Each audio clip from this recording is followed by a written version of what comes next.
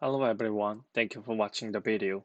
My name is Juyoung Lee. This work is studied collaboration with Juyoung Lee, and today I will talk about deep machine learning with multi-objective function by Kakao Enterprise. Fashion image retrieval process is divided by an extraction step and a search step. In the extraction step, an embedding is extracted from an extractor for representing a query image, and the extractor effect is made by the machine learning. So the machine learning is very important role in the fashion image retrieval. For the good machine learning, many researchers propose a variety of objective function and sampling strategies. The objective function can be easily categorized to the proxy-based and the pairwise objective functions. Especially the pairwise objective function can be more powerful with the sampling strategy.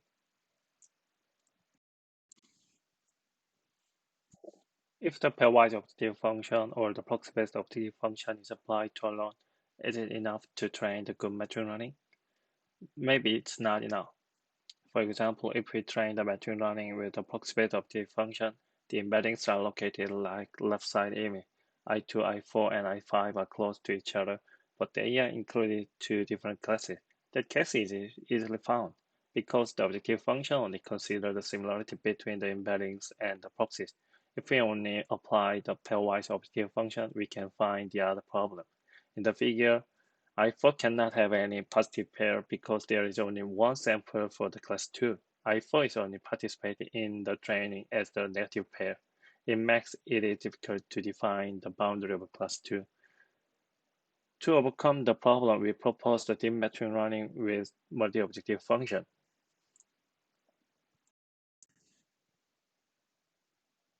In the proposed method, we use the both types of the objective function together. We choose triplet loss for the pairwise objective function, and the angular margin loss is applied for the others.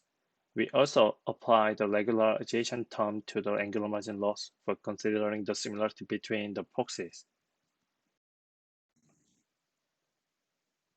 The proposed method is like this. Input images go through the CNN, their embeddings are extracted. Three losses are computed from the embeddings. Each loss calculates the gradient of different magnitude and directions. If we simply updated the parameter within ignoring the gradient, magnitude, and directions, the updated directions could be going to the wrong direction. So we define the final loss is the weighted sum of three losses. The adaptive loss balancing method should be applied. Finally, we define alpha, beta, and gamma as using the ratio of gradient norm from their losses. As we said earlier, sampling strategies contribute the improvement with the pairwise loss. The proposed method has also the pairwise loss, and the sampling strategies also help to improve.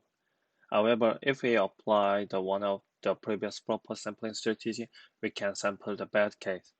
For example, if N1 is closer than N2 to A, N2 is a more frequent sample, even though N1 is located inside the class boundary, it can occur the poor performance.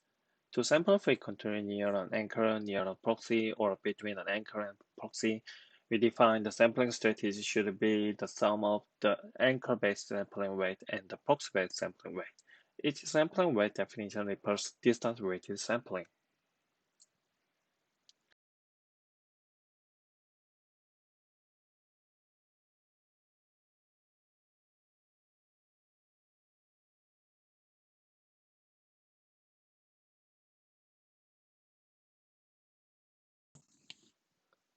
In first and second row, proxy-based loss achieved a significantly better performance than pairwise loss because a batch is difficult to be constructed with useful triplet. Therefore, to maximize the performance of sequential learning, we learn in proxy-based loss and pairwise loss order. In second training by pairwise loss, we fix the parameter of backbone network and only fine-tune the last frequency layer. The sequential learning case achieve almost similar result because the model already has good embedding from the proxy-based loss. However, if we simultaneously train the losses, the performance is improved. Next, we verify the effectiveness of a hyperparameter based on the gradient. If all hyperparameter is set to be equal, the performance is slightly decreased.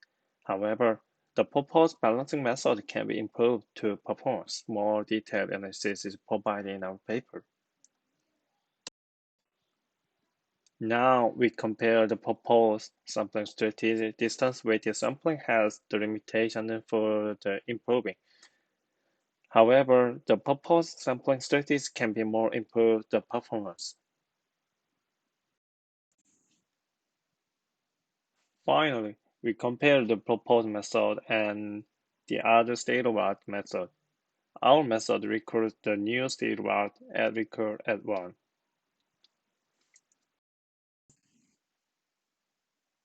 Thank you for watching our video. If you learn more, we recommend checking out our paper. Thanks.